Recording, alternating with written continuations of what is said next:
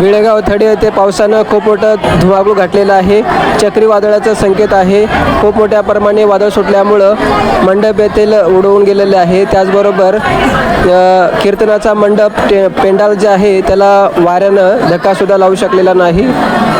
मंदिराच्या परिसरामध्ये खूप मोठ्या प्रमाणामध्ये वारं पाणी सोडलेलं आहे. त्याचबरोबर सर्वांनी मंदिराचं आश्रय घेतलेले आहेत. मंदिरामध्ये सर्वजण मोठमोठ्याने हर हर महादेवचा जयघोष केलेला आहे.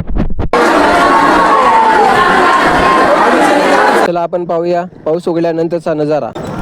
थडी येळेगाव येथे वसुंधरा रत्न डॉक्टर शिवलिंग शिवाचार्य अहमदपूरकर महाराज यांच्या कृपा आशीर्वादाने चालत असलेला हा सर्वधर्मी अखंड शिवनाम सप्ताह अधिक मासाच्या निमित्ताने 18वा हा सप्ताह थडी शेगाव येथे ठेवण्यात आलेला होता.